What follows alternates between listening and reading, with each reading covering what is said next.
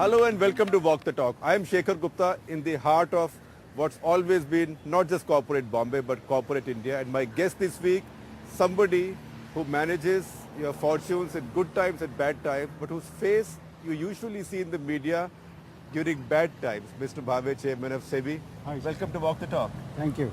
Thank you, Shekhar. We were always figuring out what's the best time for us to have this conversation, because either the markets were too volatile or there was one crisis or the other.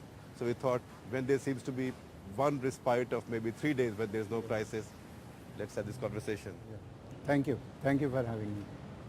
So tell me, last 6 months, you've just finished a year in this job, but last 6 months have been more eventful than anybody would have expected in the whole tenure.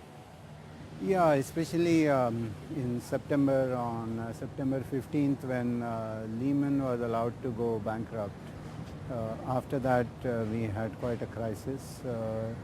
The crisis got transmitted to the Indian market through the credit markets. It had its effect on the stock markets as well, because a lot of FIs withdrew their money. Hedge funds were reducing their leverage. They were all-round withdrawal of money. vaporizing. Very much. At that point. In fact, there used to be jokes like, what do you call a hedge fund at the bottom of the sea? A good beginning. Yes, that's right. So, did you have sleepless nights? No, not really. I think one confidence we've got over the last 10 years or so is that our stock exchange settlement mechanism is very robust. And we did not have to postpone settlement for even a single day.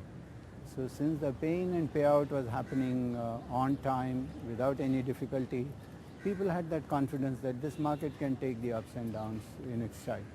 There's one thing people, in fact, acknowledged during this period, in fact, globally, that when a real crisis comes, the most liquid and in some ways the most realizable investments are in equity.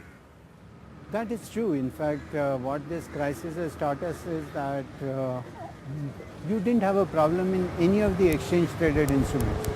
It is the OTC markets that created the maximum problem.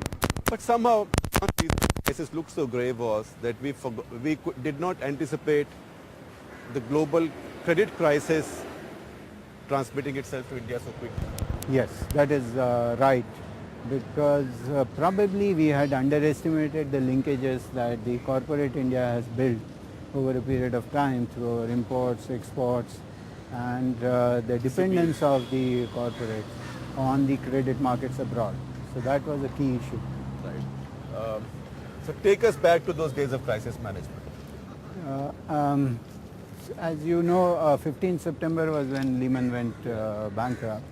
And that was also the time when in India it was the last day for payment of advance taxes. Right. So there was a liquidity squeeze, people were aware of it, and probably the thinking was that this is on account of the fact that the advance tax last date has come.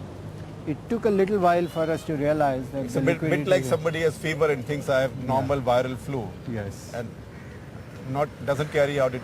Dengue test maybe. That's right. That's right. So viral flu that turned out to be dengue. Yeah. In a couple of weeks we realized that normally the liquidity tightness that happens around 15 September and then flows back into the system wasn't happening, and the tightness continued. So very quickly the central bank had to take steps to release liquidity into the market. So tell us about that crisis management, because to me that is one of the sort of glowing chapters of financial sector management in India. How we prevented a systemic crisis.